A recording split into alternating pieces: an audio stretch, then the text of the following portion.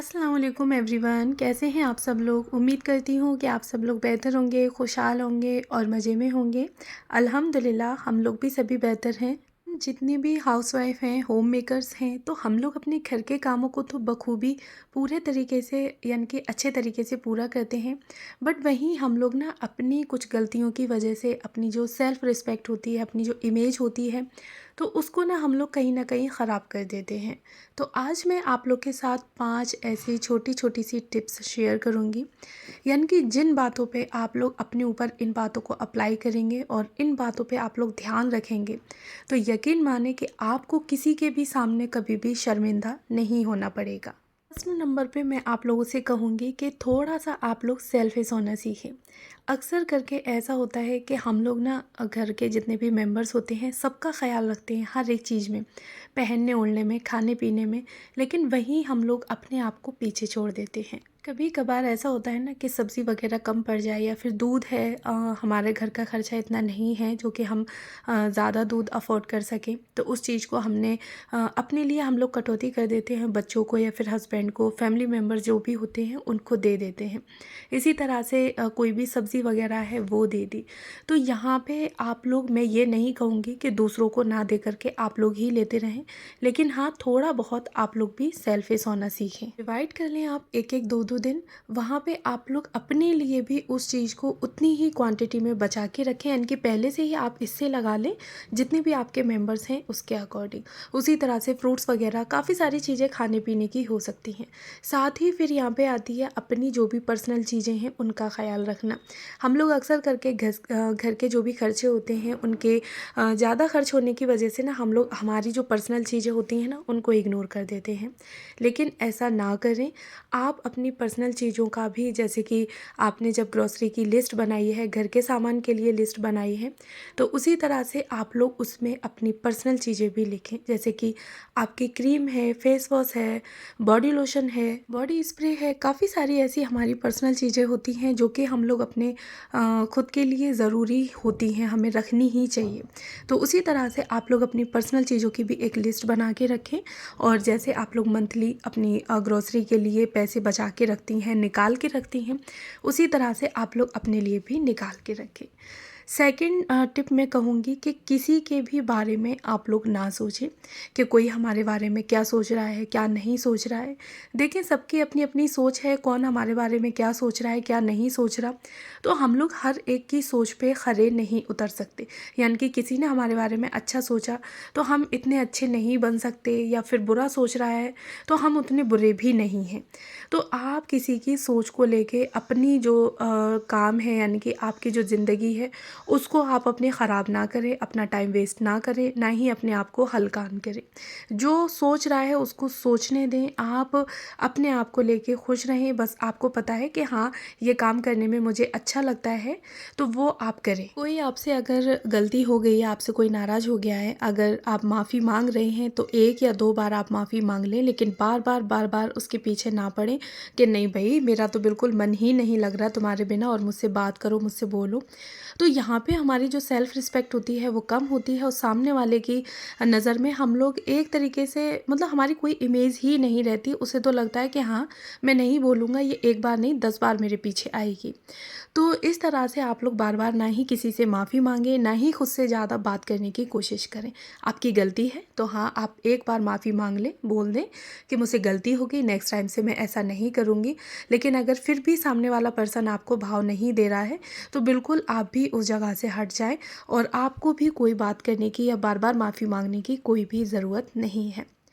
Third tip मैं यहाँ पे आपको दूँगी कि किसी को ज़्यादा या बिना माँगे आप लोग अपनी तरफ से एडवाइस ना दें।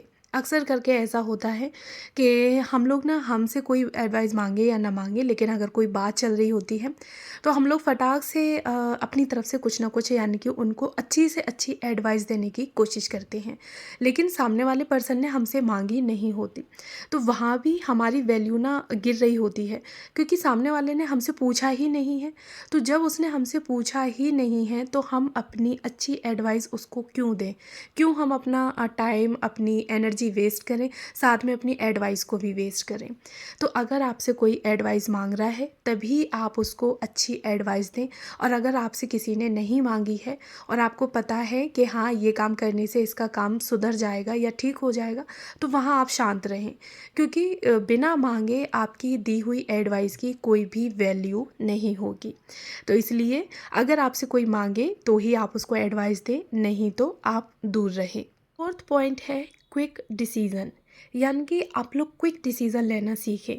काफ़ी दफ़ा ऐसा होता है कि छोटी छोटी सी बातें होती हैं, लेकिन उसके लिए भी हम लोग दिन 2 दिन ख़राब कर देते हैं सोचने में, या हम लोग कहीं मार्केट गए, कोई सूट लेना है, हमें कोई भी चीज़ ख़रीदनी है, कपड़े वगैरह कुछ भी हो सकता है, तो वहाँ पे भी हम लोग घंटा आधा घंटा यही सोचने में लगे रहते हैं कि मैं ये चीज़ लूँ या ना लूँ, मुझ पे कैसी लगेगी कैसी नहीं लगेगी।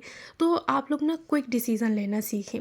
अगर आपको कोई चीज़ पसंद आ रही है तो हाँ मुझे पसंद है, मैं इस चीज़ को ले सकती हूँ, और अगर नहीं है तो नहीं।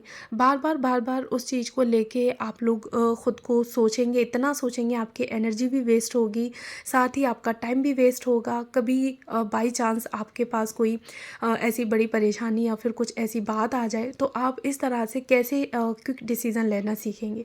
क्योंकि जब हम लोग छोटी छोटी बातों के लिए इतना सोच रहे हैं, घंटे 2 घंटे, दिन 2 दिन ख़राब कर रहे हैं, तो वहाँ हम लोगों के पास अगर मानो कोई इमरजेंसी आ भी जाती है तो हम लोग क्विक डिसीज़न ले ही नहीं पाएंगे। फिर हम दूसरे से पूछेंगे कि हाँ भाई यहाँ हम लोग क्या करें, यानी कि मैं इस चीज़ के लिए हाँ करूँ या ना करूँ, ये काम करूँ या ना करूँ। तो आप लोग जानते हैं कि हर कोई इंसान आपके बारे में अच्छा नहीं सोच सकता। वो आपको अच्छा डिसीज़न दे भी सकता है, और हो सकता है कि वो मन ही मन आपसे जलता हो और आपको गलत एडवाइस दे दे। तो कोशिश करें कि आप लोग खुद से क्विक डिसीज़न लेना सीखें। फिफ्थ पॉइंट है नो कहना सीखें। अक्सर करके ऐसा होता है कि कोई हमसे काम के लिए बोल दे, कोई भी काम हो सकता है, घर का, बाहर का, कैसा भी काम हमसे कोई बोल दे, तो हम लोगों के पास टाइम हो या ना हो, लेकिन फिर भी हम लोग उसको ना नहीं कह पाते। सोचते हैं कि हमारे पास टाइम नहीं है, हम ये काम कैसे करेंगे, लेकिन नहीं, हम उसको फटाक से हाँ बोल देते हैं कि नहीं तुम्हारा काम हो जाएगा। अगर आपके पास टाइम नहीं है तो आप नो कहना सीखें, क्योंकि अक्सर करके ऐसा होता है कि दूसरे के काम करने के चक्कर में हम लोग अपने काफ़ी सारे कामों को बिगाड़ लेते हैं। अगर टाइम है आपके पास तो बेशक आप उसके काम को करें, लेकिन अगर आपके पास टाइम नहीं है, आपका खुद का जो शेड्यूल है वो इतना बिजी है कि आप लोग अपने लिए भी आधा घंटा 1 घंटा नहीं निकाल सकते, तो दूसरे को काम को कैसे करेंगे। तो वहाँ आप लोग नो कहना सीखें। बहुत ही पोलाइटली आप लोग मना कर दें कि नहीं मेरे पास टाइम नहीं है, बिल्कुल भी मैं नहीं कर सकती। अक्सर करके इसी वजह से हम लोग अपने काफ़ी सारे कामों को बिगाड़ लेते हैं, ख़ुद को हल्कान कर लेते हैं, यही सोच के कि अगर मैं मना करूँगी तो इसको बुरा लगेगा या कैसा लगेगा मेरे मना करने पर।